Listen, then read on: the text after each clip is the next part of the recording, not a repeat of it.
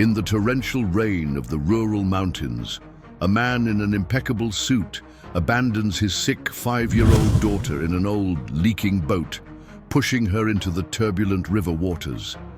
The little girl, burning with fever and barely able to keep her eyes open, weakly whispers for water as the boat begins to sink. That's when an old horse, scarred by suffering and abandoned by the child's own father years ago, witnesses this cruel scene.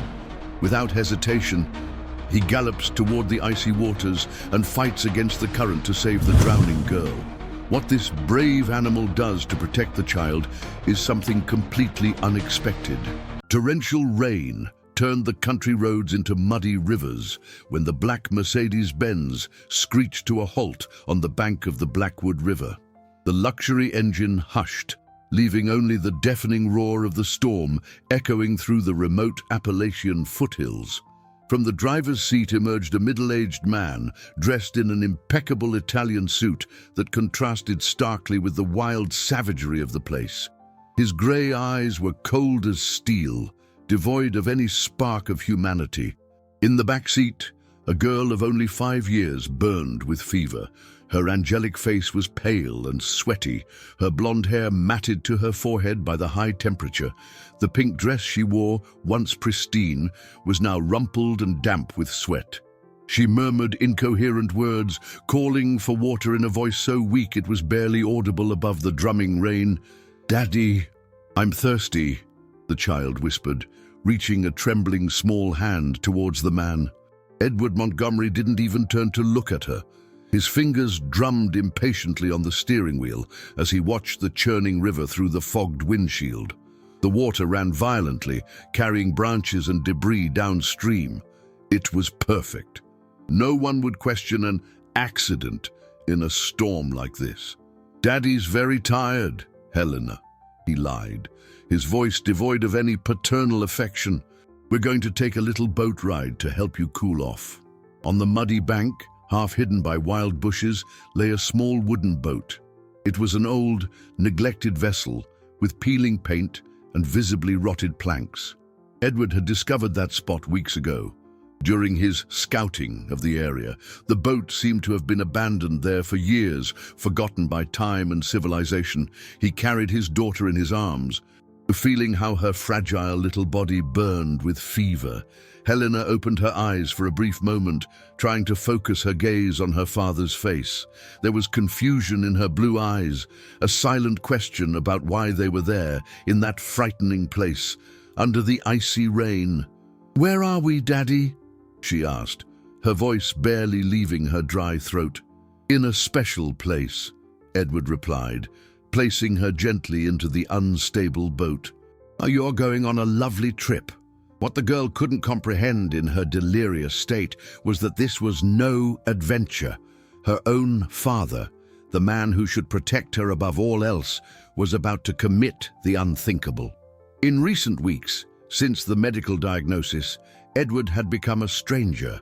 The discovery that Helena had inherited a rare, costly, and socially embarrassing genetic disease had transformed his paternal love into cold resentment. With mechanical movements, he pushed the boat into the turbulent waters.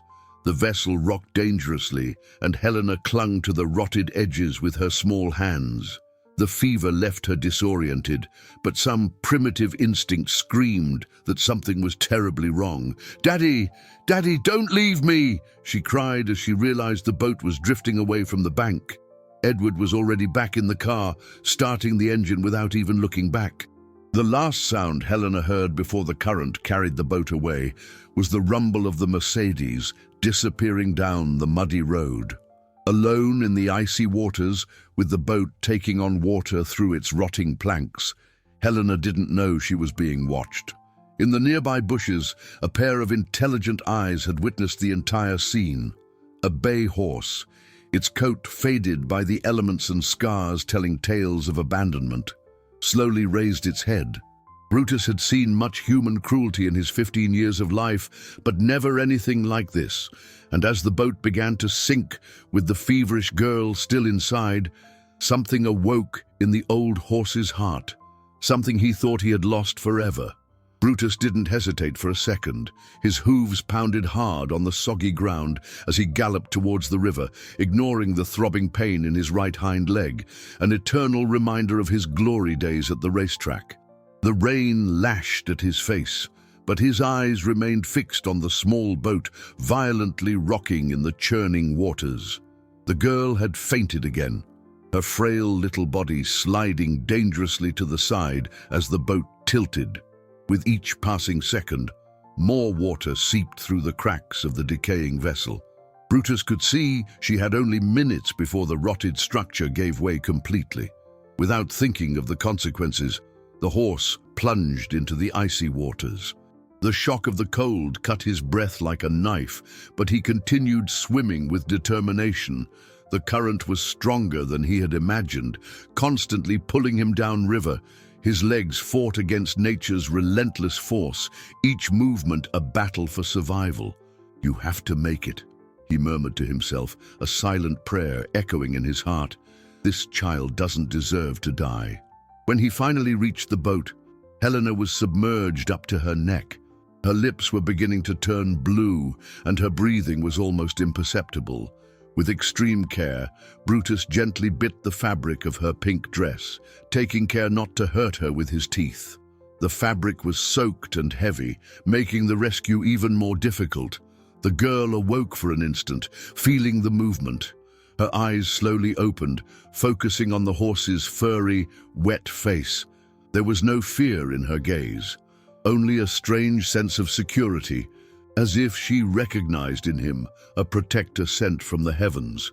"Did you come to save me?" she whispered, her voice barely audible above the roar of the waters. Brutus neighed softly, a sound meant to be comforting. He then began to pull her towards the bank, swimming against the current with a strength he hadn't known he still possessed. Every meter gained was an epic victory, every movement a demonstration that there was still goodness in the world. The weight of the sick child made the crossing almost impossible. Several times, Brutus felt his strength fail, the icy water entering his lungs. But every time he looked at Helena's pale little face, a new wave of determination surged through him. This girl needed to live. She deserved a chance that life and her own father had tried to deny her. When they finally reached the bank, both were exhausted. Helena coughed violently, expelling river water from her tiny lungs. Her fever had worsened with exposure to the cold, and she trembled uncontrollably. Brutus gently carried her on his back, searching for nearby shelter. "I need to find help," he thought, walking carefully so as not to dislodge the child. "She won't survive long without medical attention." It was then that he remembered the cave where Jerome lived. The old hermit had lived isolated in the mountains for over 20 years, avoiding contact with civilization. But Brutus knew that, despite his apparent misanthropy, Jerome possessed a kind heart. If anyone could help Helena, it would be him.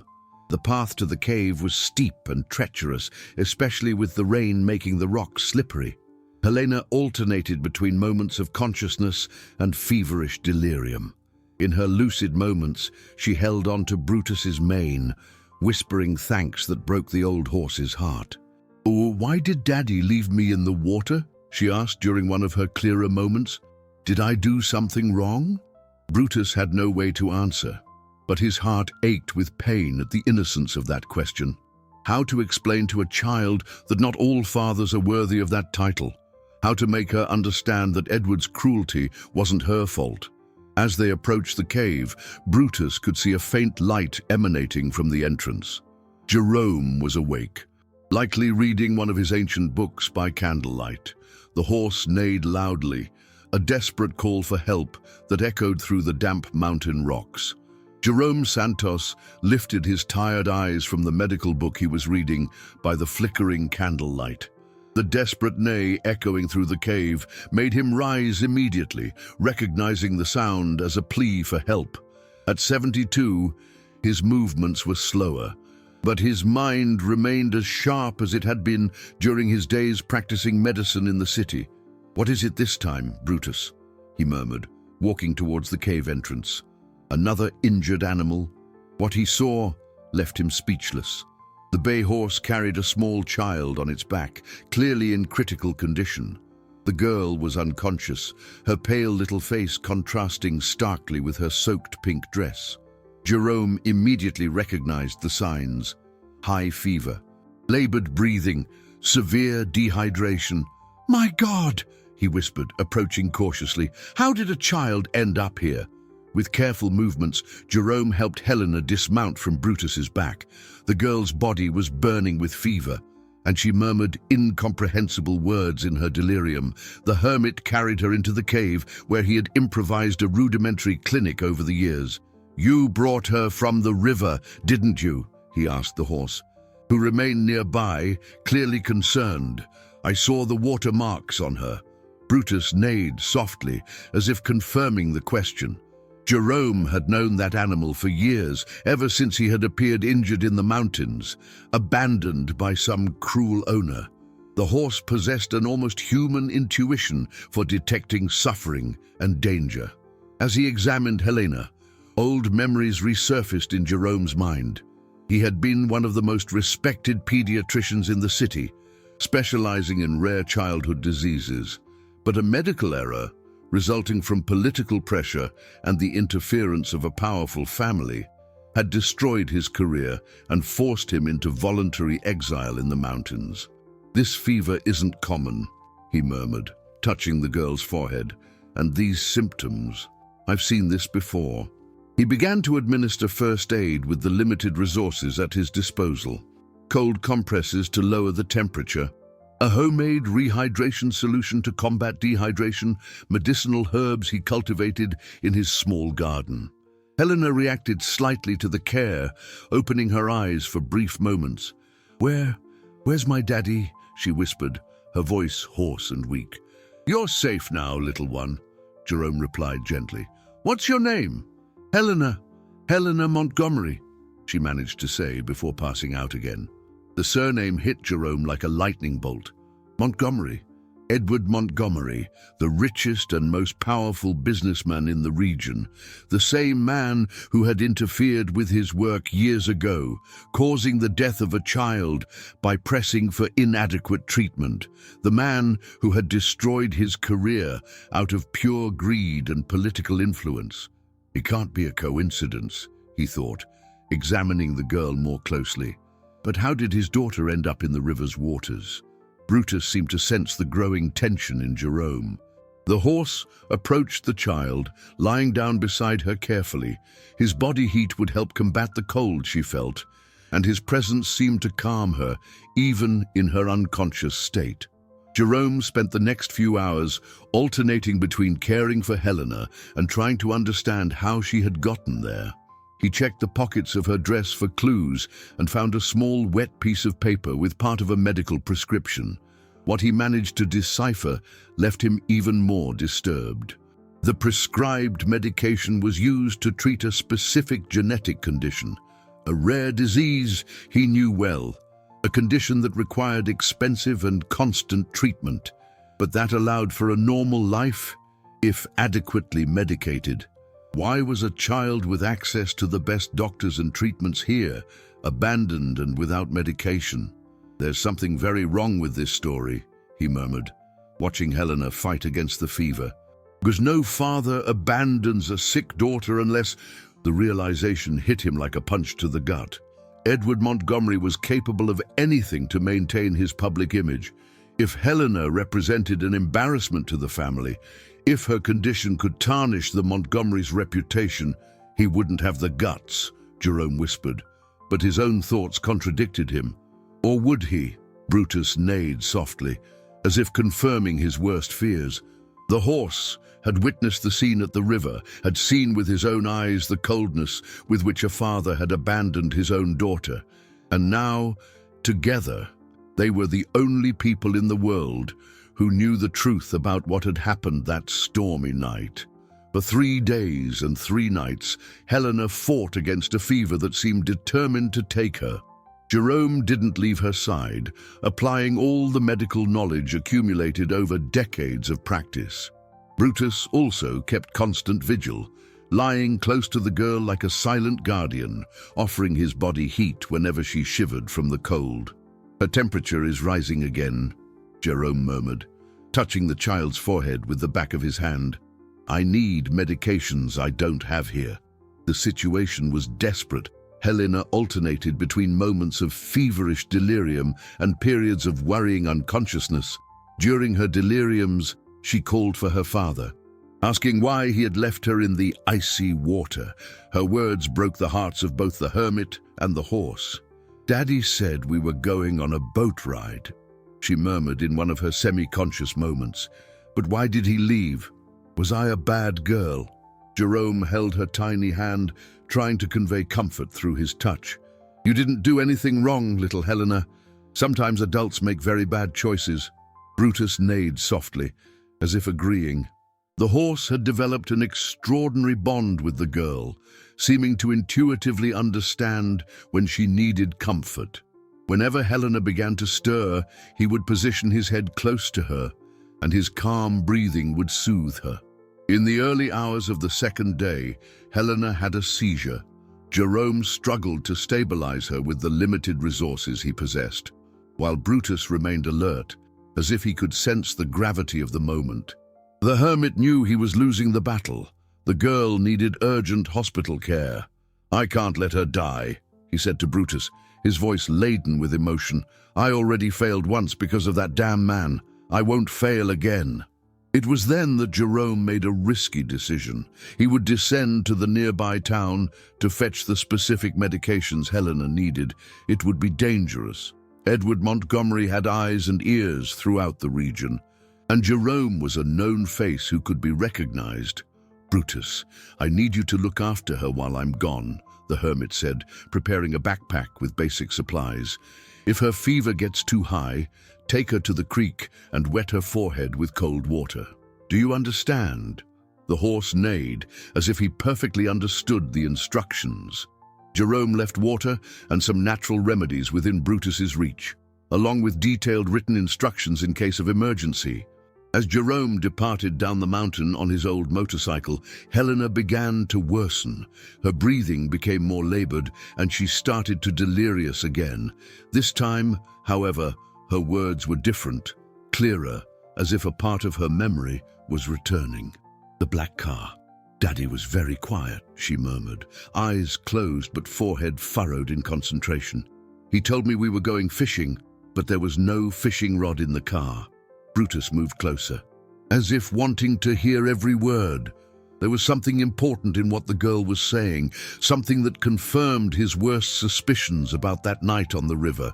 "He put me in the boat and said it was special," Helena continued, her voice growing more agitated. "But why didn't he stay with me? Why did he leave when I screamed?" The horse could see that the girl was reliving the trauma. Instinctively, he laid his head on her chest, offering his warmth and comforting presence. Helena slowly opened her eyes and, for the first time since the rescue, seemed to truly see the horse. "You were there," she whispered, raising a trembling hand to touch Brutus's muzzle. "You pulled me from the water. You saved me." Tears began to stream down the girl's face, not from physical pain, but from a painful understanding that was beginning to form in her young mind. Brutus neighed softly, a sound that seemed to say, "You're safe now." "Why doesn't Daddy love me?" she asked, her voice breaking. "Why did he want me gone?" Brutus had no words to answer, but his presence spoke louder than any explanation. He remained there, offering the only thing he could, unconditional love and absolute protection. While Helena fought against the fever in the mountains, Edward Montgomery was in the city playing the part of the father devastated by tragedy. Dressed in an impeccable black suit, he received condolences from influential businessmen and politicians in his luxurious office. His performance was convincing, his eyes slightly red, his hands trembling as he held a handkerchief. His voice choked as he spoke of his dear daughter. "It was so sudden," he told each visitor, rehearsing the same line he had repeated dozens of times. "She wanted so much to see the river during the storm." I shouldn't have given in to her whims. Regina Hayes, his secretary for 15 years, observed everything with growing discomfort. She knew Edward too well to believe that charade. There was something cold and calculated in his gestures, an absence of true grief that deeply disturbed her. "Mr. Montgomery," she said hesitantly when they were alone, "wouldn't it be better to postpone business for a few weeks?" "Grief takes time." Edward looked at her with ill-disguised irritation. "Life goes on, Regina. Helena wouldn't want me to halt business because of her."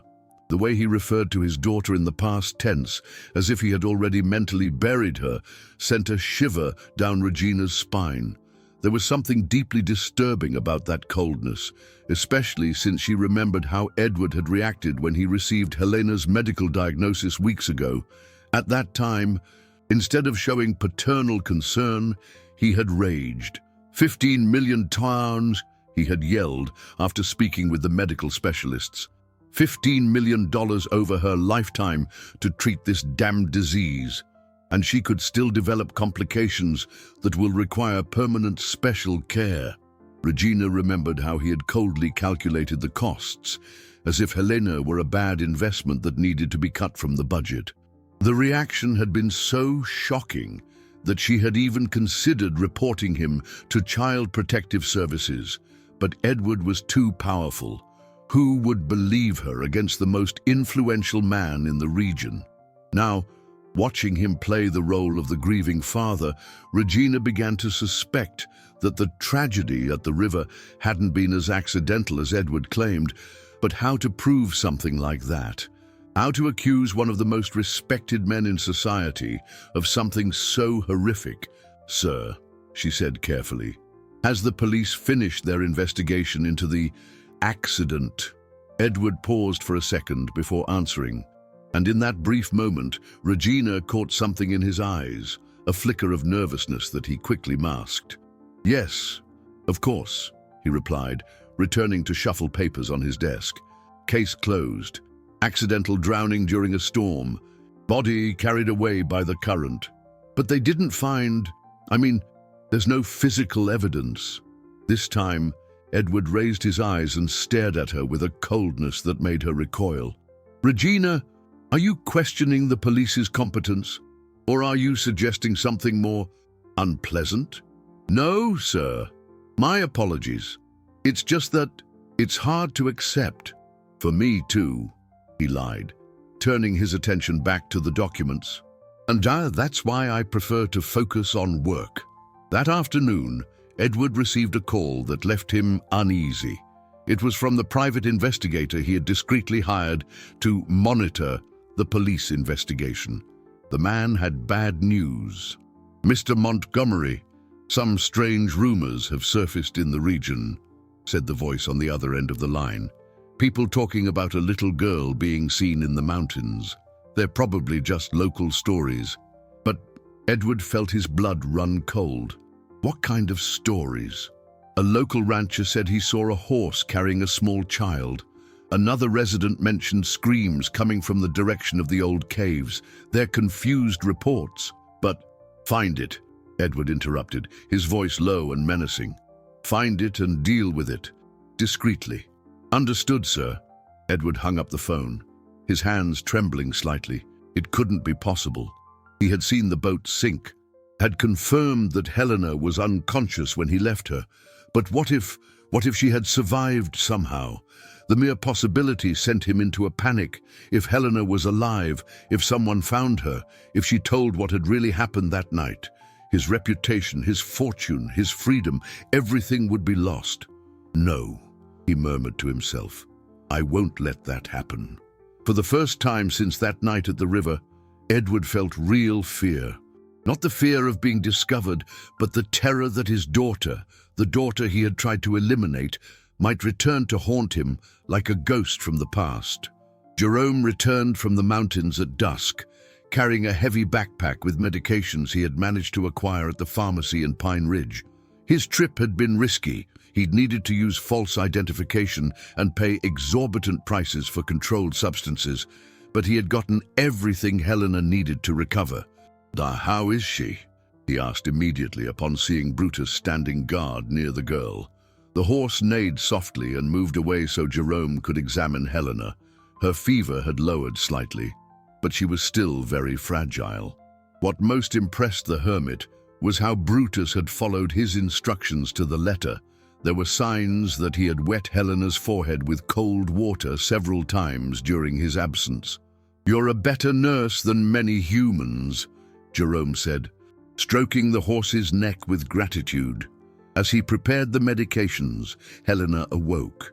Her eyes were clearer than they had been in days, and she managed to sit up with help. It was then that she said something that changed everything. "I remember now," she whispered, her voice still weak but determined. "Daddy wasn't sad when he put me in the boat. He was relieved."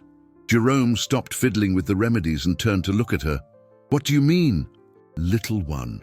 In the last few days, before that night, he kept looking at me strangely," Helena continued, her eyes filling with tears. "After the doctors came to the house, he stopped giving me goodnight kisses. He stopped calling me my little princess." Jerome felt a growing rage burning in his chest. He had known Edward Montgomery for years, knew his cold and calculating nature, but had never imagined the man would be capable of something so monstrous. "Helena," he said gently, "what did the doctors tell your father?" "They talked about expensive medications and special treatments," she replied, wiping her nose with her dress sleeve.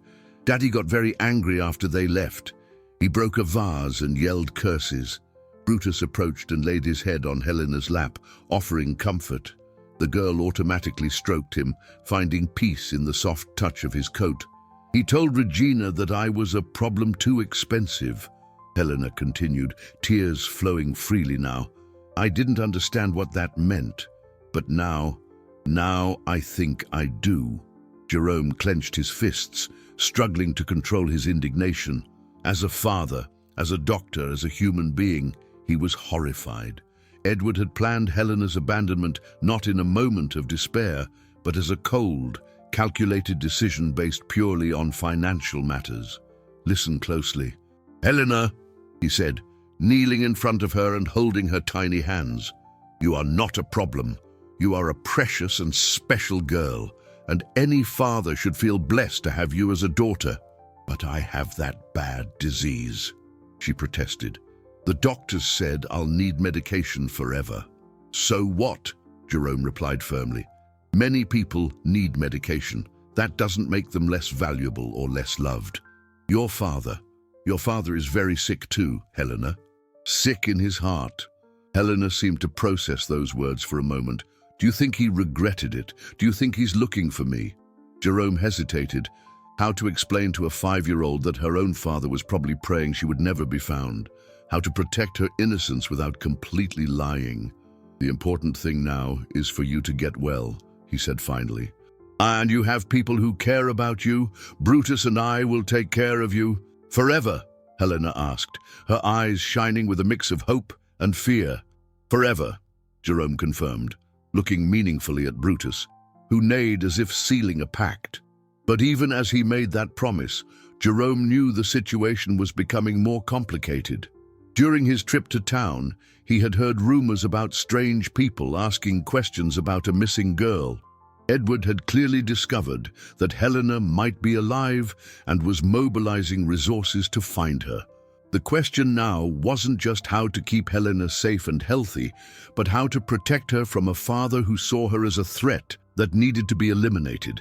And Jerome knew that, when it came to Edward Montgomery, the man's resources and influence could make this fight almost impossible to win. The discovery that would change everything happened unexpectedly. Helena was playing near the cave entrance when she found an old backpack hidden behind some rocks. Inside it, wrapped in plastic for protection against moisture, were documents Jerome had completely forgotten. Papers from his days as a doctor, including old case reports he kept for reference. "Jerome, what's this?" Helena asked, holding a yellowed envelope. The hermit approached and almost fainted when he saw what she had found. It was the complete medical report of the case that had destroyed his career. The case involving the death of a child due to Edward Montgomery's direct interference. But that wasn't all. At the bottom of the backpack, there were photographs he had secretly taken at the time, documenting evidence of the forced negligence. "My God," he whispered, flipping through the papers with trembling hands. "I had completely forgotten about this backpack." Brutus approached, as if sensing the importance of the moment. Helena watched curiously as Jerome examined document after document, his expression changing from surprise to determination.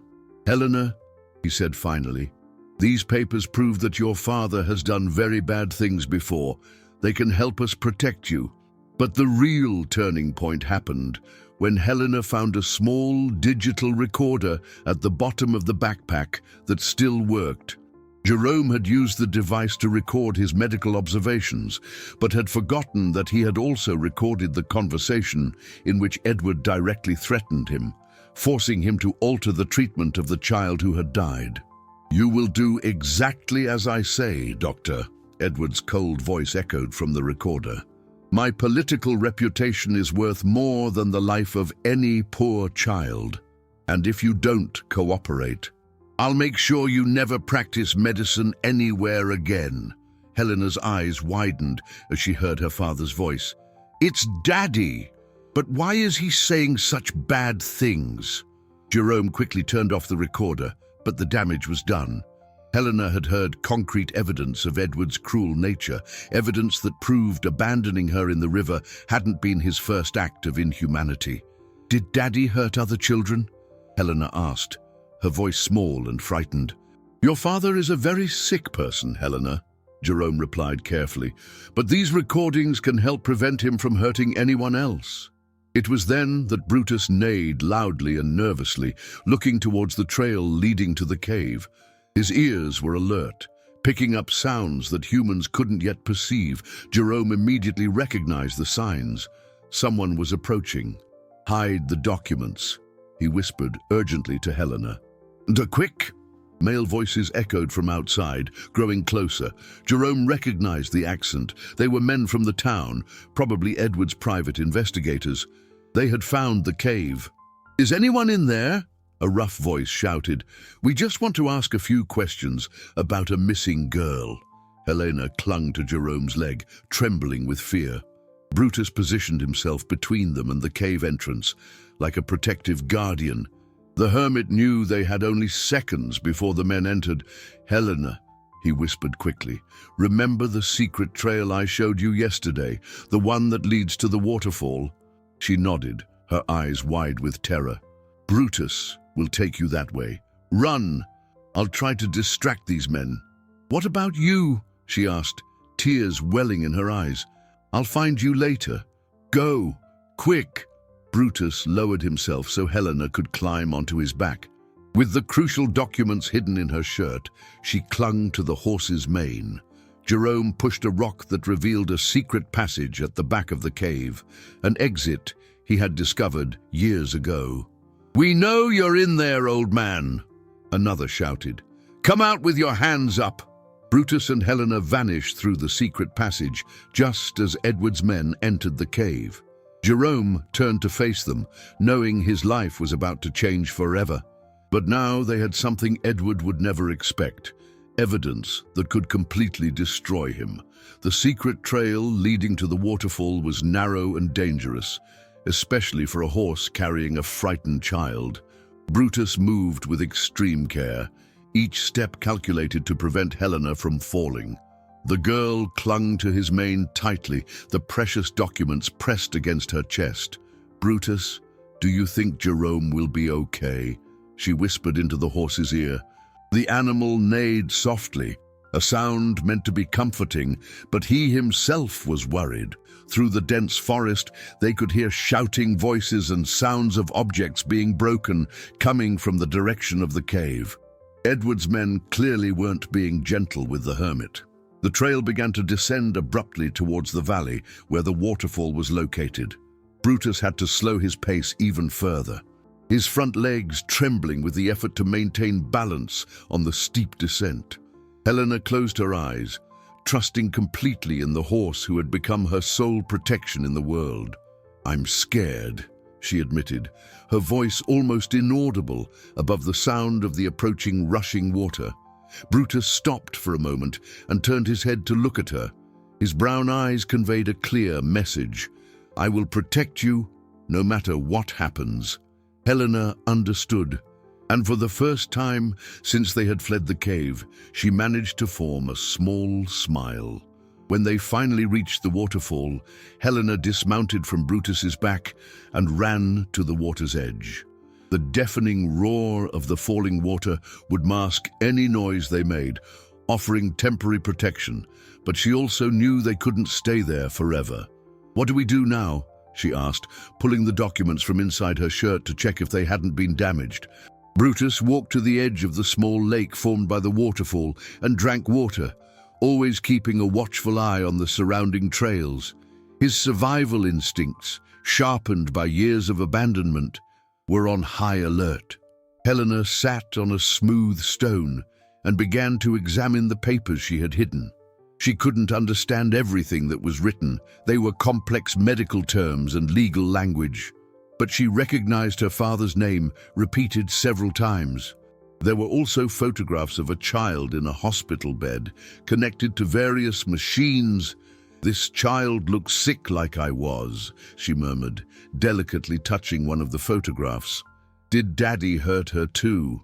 Suddenly, Brutus abruptly raised his head, his ears swiveling towards the trail they had descended. He had heard something, distant voices, but approaching. Edward's men had discovered the secret passage. "They're coming," Helena whispered, immediately recognizing the horse's warning signs. Quickly, she hid the documents in a crevice between the rocks near the waterfall, marking the spot mentally. Brutus was already lowering himself so she could climb onto his back again. "Where to now?" she asked, but Brutus had already made a decision. The horse plunged into the icy water of the lake, swimming towards the opposite side. Helena cried out in surprise at the sudden cold, but clung firmly to his wet mane. The crossing was swift but terrifying. The current was strong, and Helena could barely keep her head above water. When they finally reached the other side, both were drenched and trembling. Brutus shook his body to get rid of excess water, while Helena coughed and sneezed. But they had no time to dry off. The voices of their pursuers were growing closer. Brutus began to gallop along an even narrower trail that climbed up the side of the mountain. Helena realized he was taking her to a place she had never seen before, a wild and seemingly uninhabited region of the mountains. "Do you know where we're going?" she asked, but realized she completely trusted the horse's judgment. As they ascended, the surrounding landscape became denser and more primitive. Centuries-old trees formed a canopy so thick that it barely let sunlight through. It was like entering a completely different world, a place where civilization had never arrived. Finally, Brutus stopped in front of a structure that made Helena's eyes widen in surprise. It was an abandoned cabin, half hidden by wild vegetation, but still structurally sound. It seemed to have been left there for decades, forgotten by time and humanity. "How did you know this place existed?" Helena whispered as they dismounted and approached the mysterious cabin. The abandoned cabin revealed secrets Helena could never have imagined. As she pushed open the warped wooden door, a gust of dusty air escaped, carrying the scent of old memories. Inside, furniture covered in white sheets looked like silent ghosts guarding stories of the past. "Is anyone living here?" Helena whispered, hesitant to enter. Brutus neighed softly and entered first, as if checking if it was safe. His hooves echoed on the creaking wooden floor. Breaking a silence that seemed to have lasted for decades, Helena followed him cautiously, her eyes slowly adjusting to the gloom. What she saw made her stop abruptly. On the walls, there were framed photographs, and in one of them, she recognized Brutus, much younger, alongside a smiling family, a middle-aged man, an elegant woman, and a blonde girl who looked to be Helena's age now. "Brutus, did you know this family?" she asked, approaching the photograph. The horse approached the wall and delicately touched the frame with his muzzle. There was sadness in his eyes, a deep melancholy that spoke of old losses and forgotten loves.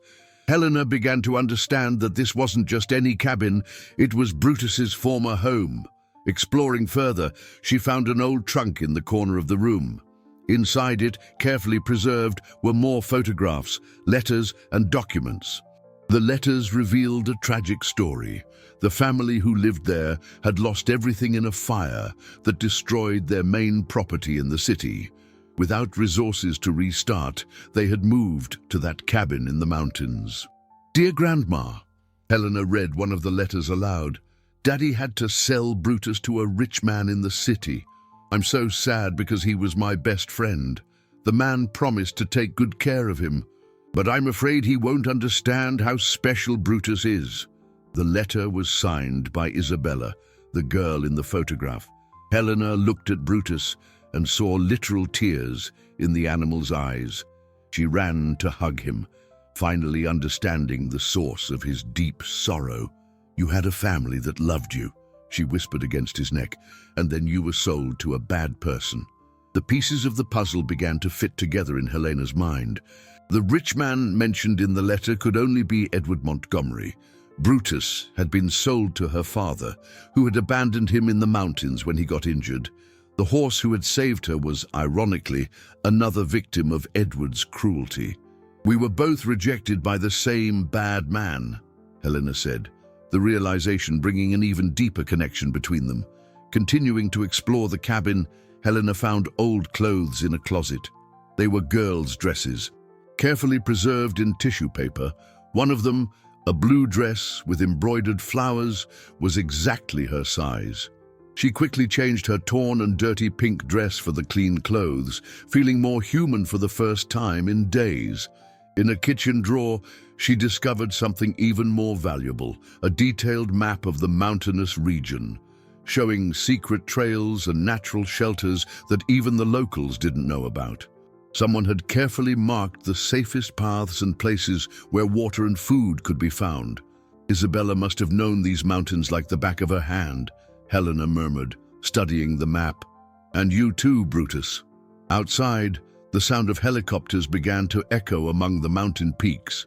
Edward had escalated his search, using resources only an extremely wealthy man could mobilize. Helena ran to the window and saw lights flashing in the sky.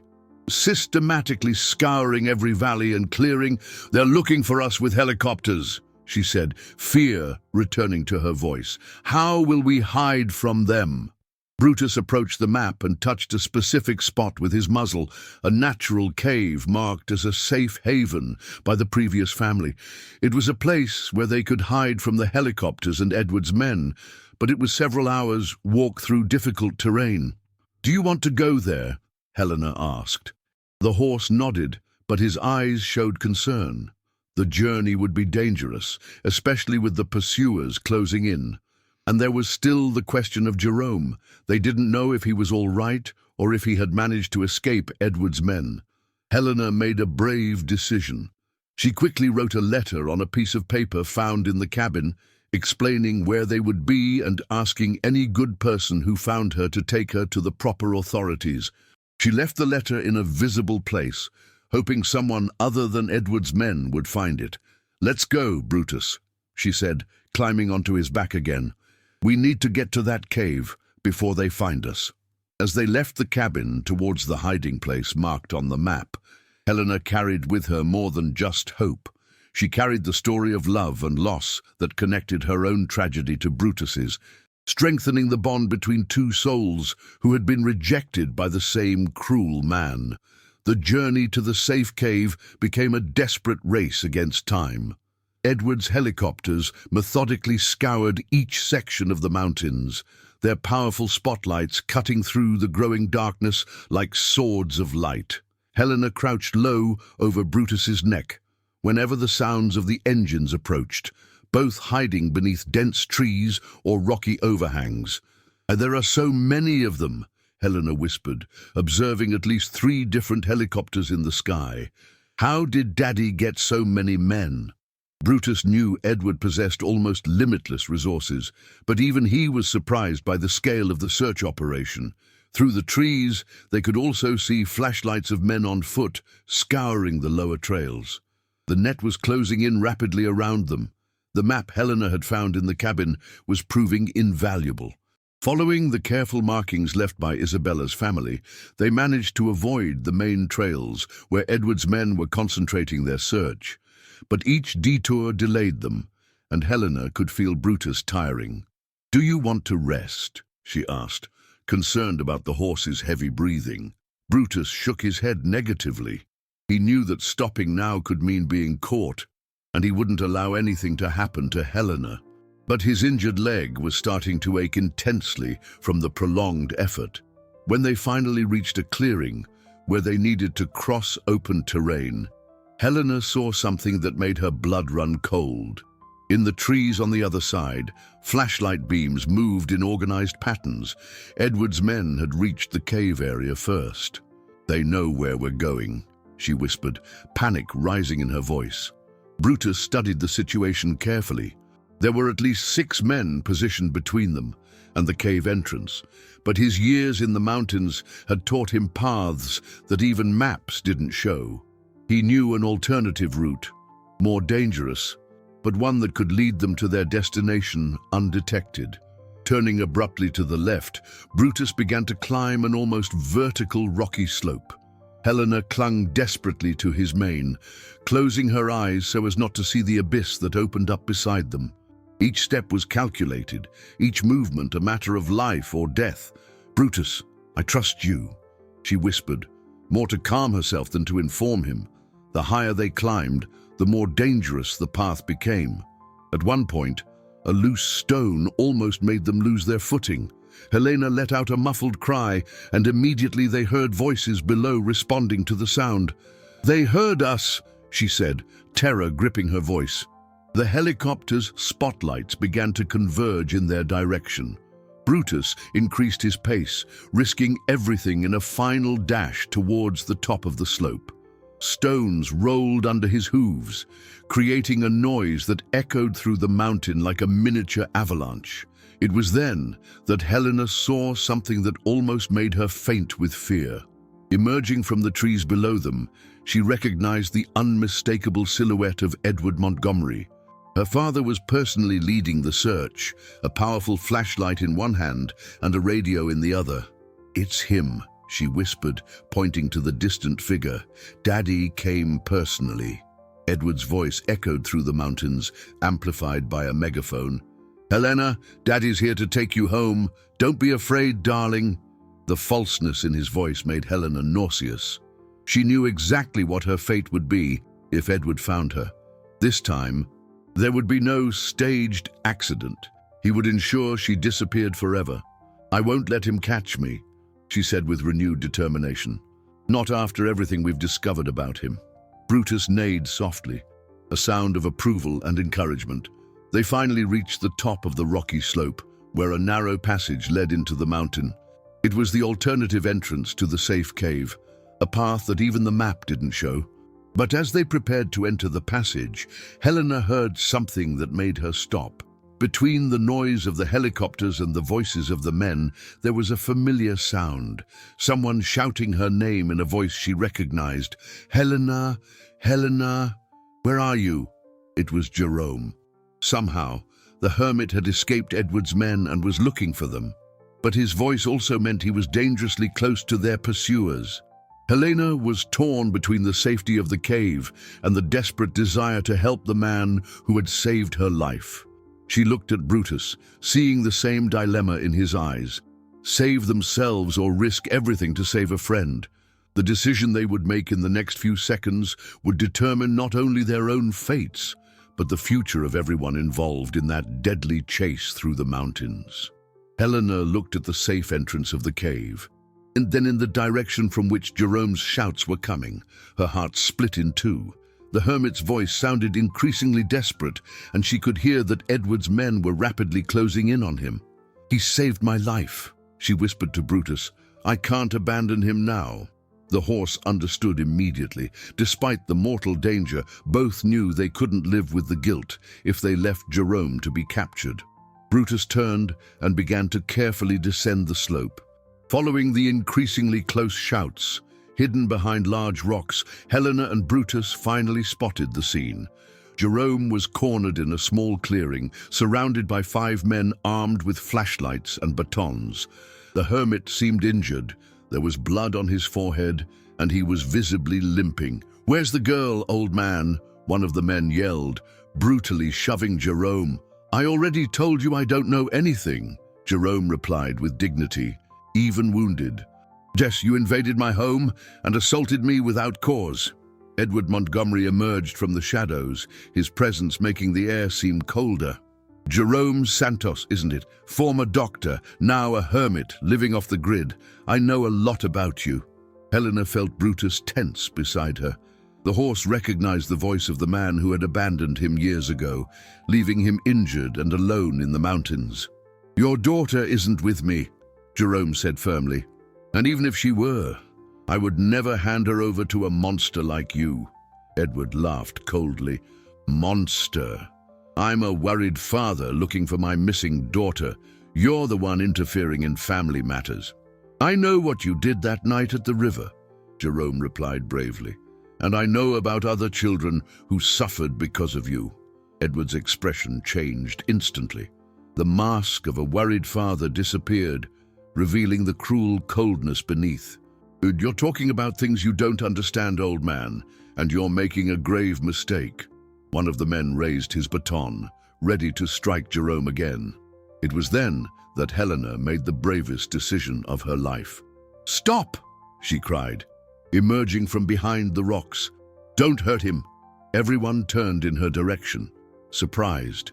Edward was speechless for a moment, seeing the daughter he had tried to kill standing before him, alive and defiant. Helena," he said, quickly recovering his composure and returning to his saccharine, caring father's voice. "Darling, Daddy was so worried. Come here, my little princess." "I'm not your little princess," Helena replied with a firmness that surprised even herself. "And I remember everything." The silence that followed was deafening. Edward immediately understood that his charade was over. Helena knew the truth about what he had done. "You put me in that boat to die," Helena continued, her voice trembling but determined, "because I cost too much money for you, because I was a problem you wanted to eliminate." "Helena, you were very sick," Edward tried, still feigning concern. "You're confusing things." "I have the recordings," Helena said, bravely bluffing. "I have proof of what you did to me and to other children." Edward turned pale. If Helena truly had the evidence Jerome had mentioned, his life would be over. His reputation, his fortune, his freedom, everything depended on definitively silencing that girl. "Grab her!" he ordered coldly to his men. It was then that Brutus emerged from the shadows like a force of nature. The horse who had been abandoned and rejected let out a furious neigh that echoed through the mountains. His eyes blazed with years of repressed rage against the man who had destroyed so many lives. The men recoiled, startled by the animal's sudden, menacing appearance. Edward recognized Brutus immediately. It was the expensive horse he had bought and later abandoned when he became useless. "Impossible," Edward whispered. "You should have died years ago."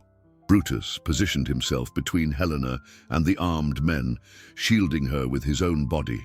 Jerome seized the distraction to approach Helena, placing himself also as a human shield. "Now it's 3 against all of you," Jerome said defiantly. "And we have something you'll never have, the truth on our side." Edward looked at the daughter he had tried to kill, the horse he had abandoned, and the doctor he had ruined, all united against him. For the first time in his life, he tasted the bitter sting of true fear. The final confrontation was about to erupt when the sound of sirens echoed through the mountains. Edward and his men looked around, confused. Where were those sounds coming from? Who had called the authorities? "Mr. Montgomery," shouted an amplified voice coming from lower down the mountain. "This is the FBI. We have an arrest warrant for you." Edward turned ashen. "Impossible," he muttered. "How could they?" It was then that Regina Hayes emerged from the trees, accompanied by a team of federal agents and a district attorney. The secretary, who had worked for Edward for 15 years, held a stack of documents and a digital recorder. "I brought everything, Helena," Regina said, addressing the girl directly. "All the evidence you left at the cabin, plus the files I've secretly kept all these years." Helena's eyes widened. The letter she had left at the cabin had fallen into the right hands. Regina had not only found the message, but had also made the courageous decision to expose her own boss.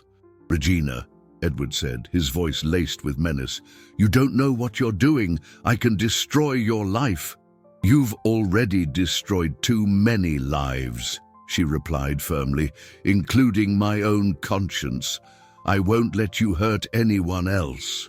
The district attorney approached with the documents.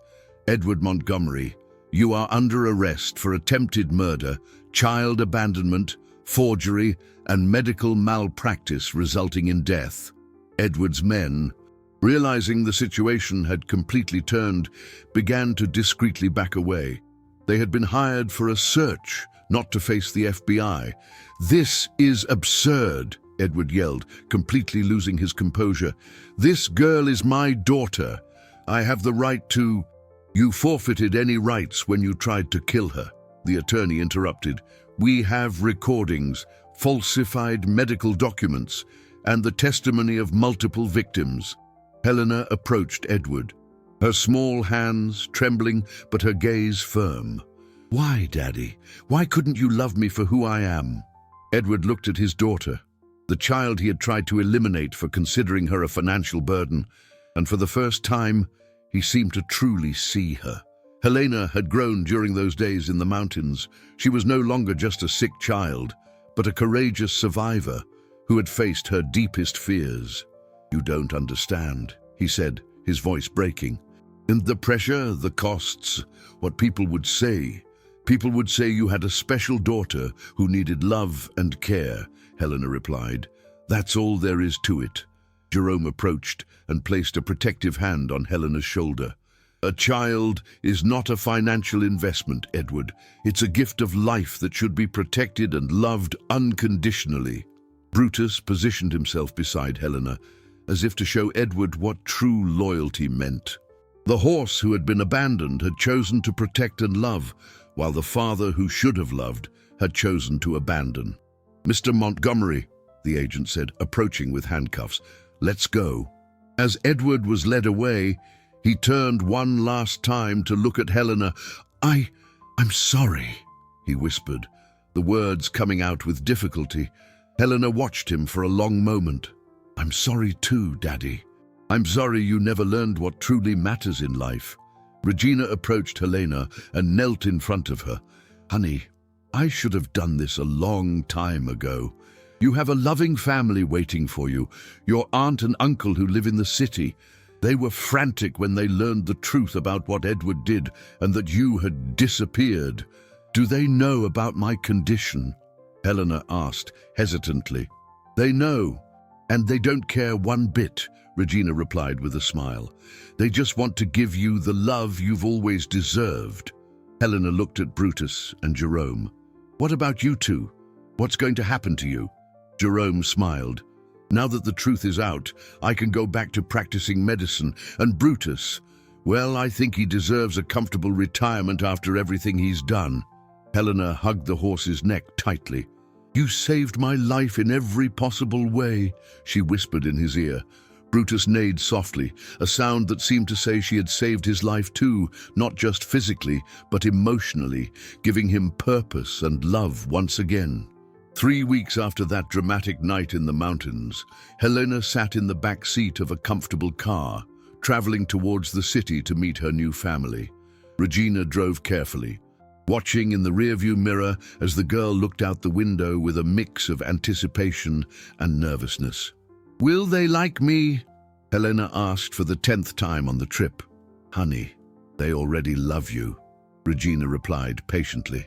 "Your Aunt Marina and Uncle Carlos were frantic when they learned the truth about what Edward did. They always wanted to be part of your life. But your father, he kept them away. Helena held a letter Jerome had written for her the night before. The hermit had decided to return to medicine, accepting a position at a hospital that worked with vulnerable children. His experience with Helena had rekindled his passion for saving lives. "Dear Helena," she read softly, "you taught me that it's never too late to start over. Your courage gave me the strength to face my past and build a better future. Always remember, you are special not despite your condition, but simply because of who you are." Beside the letter was a photograph that made her smile every time she looked at it. It was an image of Brutus in his new home, a sanctuary for retired horses run by a non-profit organization. The horse was surrounded by other rescued animals, with access to green pastures, top-quality veterinary care, and plenty of love. Regina had used part of the funds confiscated from Edward to finance a lifetime pension for Brutus.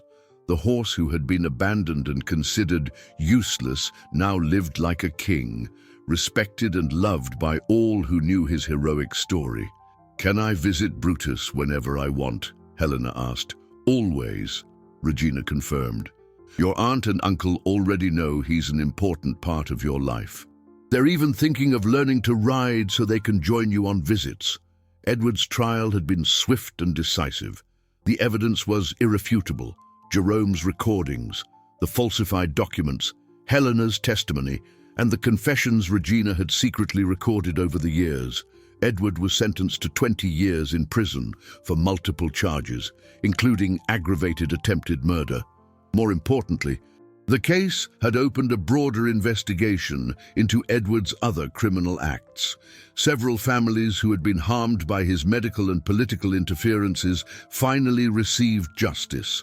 The financial empire he had built through corruption and cruelty was dismantled, and the funds were redirected to organizations that helped children in need. "What happened to Daddy's company?" Helena asked. "It was divided among the victims and charitable organizations," Regina explained. "Part of the money is being used to create a medical treatment fund for children with rare conditions like yours." Helena smiled. In a strange way, her own tragedy had become a source of hope for other children facing similar situations. When they finally arrived at her aunt and uncle's house in the city, Helena was impressed. It wasn't an ostentatious mansion like Edward's, but a cozy house full of life. In the yard, there were toys scattered, evidence that other children visited regularly. Carlos and Marina ran out to greet her, their faces radiant with joy. Marina openly wept, and Carlos tried to conceal his own tears. "Helena," Marina said, kneeling to be at the girl's height, "we've loved you for so long, even from a distance. Now we can finally care for you, as we've always wanted." "Do you know I need to take medication every day?" Helena asked hesitantly. "Day, we know," Carlos replied gently, "and we have the best pediatrician in the city waiting for you. But more importantly than that, we have so much love to give you." Helena looked at her aunt and uncle, then at Regina, and finally at the photograph of Brutus in her hands. For the first time since she could remember, she felt she truly belonged somewhere. "Can I call Jerome to tell him about my first day?" she asked. "Of course," Marina said. "And tomorrow, if you like, we can visit Brutus." Helena smiled genuinely. The girl who had been rejected and abandoned had found not only a family, but an entire network of people who cared for her. And it all began with an old horse who refused to let a child die alone. 2 years passed since that stormy night on the river that forever changed Helena's life. The now 7-year-old girl rode confidently across the green pastures of the horse sanctuary, her clear laughter echoing through the sunny morning. Brutus, now 17, trotted gently beneath her, his eyes gleaming with the same joy he saw on his little rider's face. "You're faster today, Brutus," Helena called out, affectionately stroking the horse's mane, which had become silky and shiny with proper care. The sanctuary had become Helena's favorite place in the world. Every weekend, her Aunt Marina and Uncle Carlos brought her to visit, not only Brutus, but all the other rescued animals living there. The girl had become a sort of mascot for the place, known for her kindness to the shyest and most injured animals. Helena has a special gift, Dr. Robert, the sanctuary's veterinarian, always commented. Animals trust her instinctively. It's as if they recognize a kind soul who has experienced similar suffering. On that special day, Helena had brought very important visitors. Jerome was there. Wearing his white doctor's coat, he had become head of pediatrics at St. Gabriel's Children's Hospital, specializing in children with rare conditions. Beside him was Regina, who now managed a foundation created with funds from Edward's former empire, dedicated exclusively to helping families with children who required special medical care. "How's our hero today?" Jerome asked, approaching Brutus with an apple in his hands. The horse neighed happily, immediately recognizing the man who had fought by his side to protect Helena. Jerome had aged well over the past 2 years. The burden of guilt he had carried had been replaced by a renewed purpose in life. "Dr. Jerome," Helena said, dismounting gracefully, "tell Brutus about the new hospital." Jerome smiled. The hospital's new pediatric wing would be inaugurated the following week, funded entirely by Regina's foundation. The facility would be dedicated to treating children like Helena, ensuring that no family would ever have to choose between love and financial resources. "And there's one more surprise," Regina said, pulling an official envelope from her bag. "Your story inspired so many people that the government decided to create a law. It will be called Helena's Law, making it a heinous crime any form of child abandonment due to disabilities or medical conditions." Helena's eyes widened. "A law named after me? So that no child goes through what you went through," Regina explained. "So that all mums and dads learn that children are precious gifts, no matter what challenges they bring." Brutus approached Helena and lowered his head so she could hug him. It was a ritual they had developed, a moment of silent connection that spoke louder than 1,000 words. "You saved more than my life," Helena whispered in his ear. "You taught me that sometimes angels come with 4 legs and a giant heart." As the sun began to set over the mountains where it all began, the group gathered near the sanctuary's lake. Helena had asked to visit that specific spot because she wanted to perform a special ritual, something she had planned for months. Taking a flower crown she had made at school from her small backpack, Helena gently placed it on Brutus's head. "You are officially the bravest horse in the world," she declared solemnly. Jerome, Regina, Carlos, and Marina applauded, but it was Brutus's proud, happy neigh that echoed loudest across the landscape. "Do you know what I've learned?" Helena said, looking at each of the adults who loved her. "Family isn't who you're born with. Family is who chooses to stay when things get tough." As they walked back to the parking lot, Helena held Marina's hand with one hand and Brutus's mane with the other. Behind her, Jerome and Regina discussed new projects to help more children, while Carlos documented everything with his camera.